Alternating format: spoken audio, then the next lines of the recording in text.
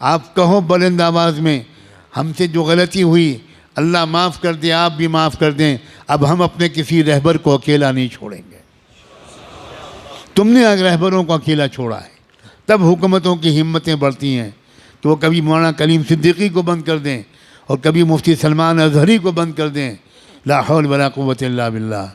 ہم سب ایک ہیں، مسلک کی بنیاد پر لڑائیاں بند کرو۔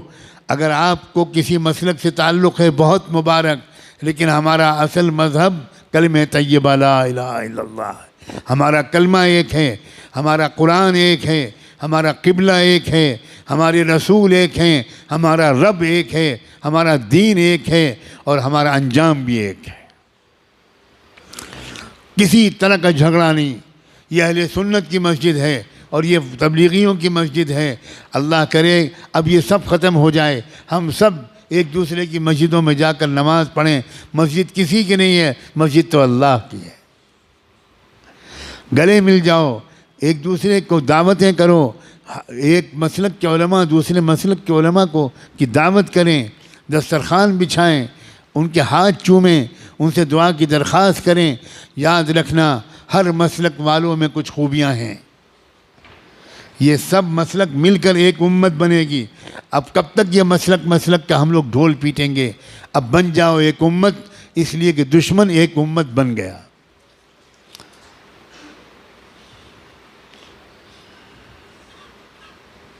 قرآن نے اعلان کیا ہے والذین کفروا بعضهم اولیاء بعض الا تفعلوه تکن فتنة فی الارض وفساد کبیر۔ کفر کی طاقتیں ایک امت بن گئیں، ایک قوم بن گئیں، ایک جماعت بن گئیں، ایک سنگٹھن بن گئیں، ایک تحریک بن گئیں۔ آپس کے اختلافات انہوں نے ختم کر کے ایک ہو گئے وہ تمہارے خلاف۔ الا تفعلوه تکن فتنة فی الارض وفساد کبیر۔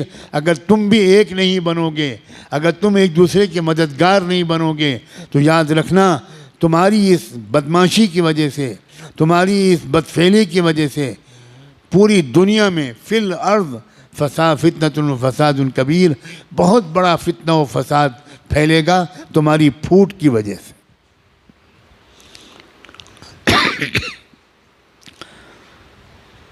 اب تو نہ مدرسے چھوڑے جا رہے ہیں، نہ درگاہیں چھوڑی جا رہی ہیں، مدرسوں پر بھی بلڈوزر چل رہے ہیں، مسجدوں پر بھی بلڈوزر چل رہے ہیں، اور درگاہوں پر بھی، مزاروں پر بھی بلڈوزر چل رہے ہیں۔ واہ واہ واہ واہ۔ اب بھی امت ایک نہیں ہوگی، اب بھی درگاہیں اور مزاریں والے الگ رہیں گے اور مدرسے والے الگ رہیں گے۔ اب تو بھائی خدا کے لیے اب تو ایک ہو جاؤ، ایک ہو کر مضبوطی کے ساتھ ایک طاقت بنو، اور اس بات کی عادت ڈالو کہ جب یہ میرے جیسا کوئی کہنے والا یہ بات کہے تو جس مجمع کے سامنے کہے اس مجمع میں سے کم 50% لوگ وہ باقاعدہ اپنے علاقے کے ذمہ داروں کے ساتھ آئیں، میرے پاس آئیں، میرے جیسے لوگوں کے پاس آئیں اور تفصیل پوچھیں کہ ہم اپنے ملک کو سنبھالنے کے لیے کیا کریں۔ نوجوانوں آؤ گے یا چوڑیاں پہنا دوں میں تم کو؟ میں چوڑیاں بھیجوں؟ میں سچ کہتا ہوں میرا دل بہت دکھا ہوا ہے، بہت دکھا ہوا ہے۔ اور مال والوں اپنے مال کو شادیوں میں خرچ کرتے رہو گے؟ بتاؤ، جواب دو۔ شادیوں میں خرچ کرو گے یا قوم کی حفاظت کے لیے خرچ کرو گے؟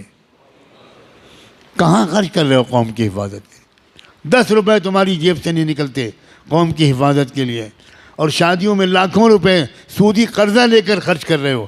میں تم سب کو اللہ کے حوالے کرتا ہوں، جن لوگوں نے مال کو شادیوں میں خرچ کیا ہو، اللہ آج ان سب کا نام لکھ لیجئے۔ اگر وہ توبہ نہ کریں اور اگر وہ معافی نہ مانگیں تو اللہ ان کو بدترین سزا دیجئے، شرمناک سزا دیجئے، عبرتناک سزا دیجئے۔ رمضان کے جمعے میں زندگی میں پہلی مرتبہ یہ میں بددعا دے رہا ہوں۔ کیا ہو گیا ہے تم کو؟ تمہارے لوگ جیلوں میں ہیں، ان کا مقدمہ یہ لڑا جا رہا ہے۔ تمہارے لوگ بھوک سے مر رہے ہیں۔ جو لوگ جیل میں ہیں ان کا گھر والوں کا حال پوچھتے ہو کبھی کہ ان کے گھر پہ افطاری ہوتی ہے کہ نہیں ہوتی؟ ان کے گھر پہ سحری بنتی ہے کہ نہیں بنتی؟ 4 دن کے بعد عید ہے، ان کے بچے بھی روئیں گے۔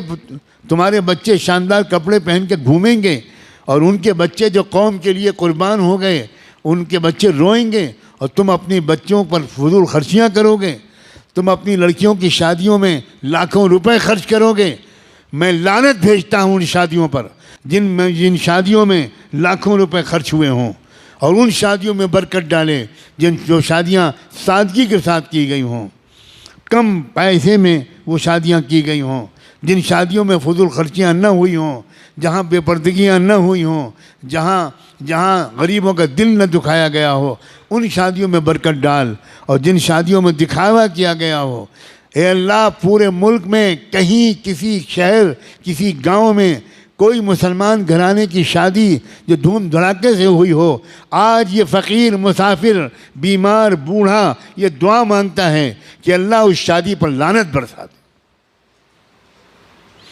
ہوش کے ناخن لوگ مسلمانوں، 50-60 سال ہو گئے مجھے، اور میرے بڑوں کو تو پتہ نہیں سینکڑوں سال ہو گئے، سنتی ہی نہیں قوم، معلوم تھا قبرستان میں ہم لوگ بول رہے ہیں۔ ایک ذمہ داری نہ ہوتی تو میں اپنے ہونٹ سل لیتا اور میں طے کرتا کہ میں کوئی دینی گفتگو اس نالائق قوم سے نہیں کروں گا۔ نوجوانوں، اپنے اپنے ماں باپ سے کہنا کہ میری شادی میں فضول خرچی نہیں ہوگی، اٹھاؤ نوجوانوں ہاتھ۔ کون نوجوان کہیں گے شاباش، اللہ تمہیں خوش رکھے، تمہیں ضد کرو، تم کہو کہ میں بائیکاٹ کر دوں گا، میری شادی میں فضول خرچی نہیں ہوگی، میری شادی میں لڑکی والوں کی طرف سے جہیز نہیں آئے گا، میں کماؤں گا، میں 12 گھنٹے ڈیوٹی دوں گا، میں کما کر اپنے گھر میں ڈبل بیڈ لاؤں گا، اے سی لاؤں گا، فریج لاؤں گا، ڈنر اور ٹی سیٹ لاؤں گا، سب لاؤں گا، لڑکی والوں سے لڑکی کے سوا کچھ نہیں لوں گا، وہ اپنی نازوں پالی بیٹی میرے حوالے کر لیں، یہ کوئی معمولی احسان ہے؟ میں جہیز نہیں لوں گا، میں فقیر نہیں ہوں، میں یتیم نہیں ہوں، میں اپاہج نہیں ہوں، میں معذور نہیں ہوں، میں چلتا پھرتا ہٹا کٹا نوجوان ہوں، میں کماؤں گا اور اپنے منہ میں لقمہ بعد میں رکھوں گا، پہلے اپنے ہونے والی بیوی کے منہ میں لقمہ رکھوں گا۔ یہ مزاج مسلمان نوجوانوں کا ہونا چاہیے۔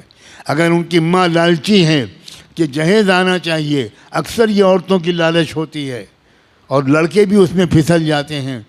لڑکوں کو چاہیے کہ ماں کے پیر پکڑ کر، ماں کے قدموں پر سر رکھ کر اس بات کی خوشامد کریں، میں رسول اللہ کا غلام ہوں، میرے گھر میں جہیز نہیں آئے گا، میں محمد مصطفیٰ کا غلام ہوں، میں مسلمان ہوں، میرے گھر میں جہیز لڑکی کے گھر سے نہیں آئے گا، میں پہلے شادی سے پہلے بھی پورا سامان گھر میں لاؤں گا اور شادی کے بعد جو کمی ہوگی وہ بھی پوری کر دوں گا، اپنی ہونے والی بیوی کو راحت کا جنت کا احساس دلاؤں گا، خود بعد میں کھاؤں گا، پہلے اپنی پیاری بیوی کو کھلاؤں گا، لیکن امی جہیز لڑکی کے گھر سے نہیں آئے گا، میں عام آدمی نہیں ہوں، میں رسول اللہ کا غلام ہوں، میں رسول اللہ کا امتی ہوں۔ مجھے امید ہے کہ اتنے درد کے ساتھ رمضان کے جمعے میں یہ باتیں جو کہی گئیں وہ جہاں تک پہنچیں گی اثر کریں گی۔ سب سے پہلے یہاں جو آپ براہ راست سن رہے ہیں یا دنیا میں کہیں پر بھی یہ پیغام ایک مسافر کا پہنچے گا، ہر گھر میں اس پر تذکرہ ہوگا، مشورہ ہوگا، مذاکرہ ہوگا۔ اللہ تعالی ہم سب کو نیک کاموں کی توفیق عطا فرمائے۔ وآخر دعوانا ان الحمد للہ رب العالمین۔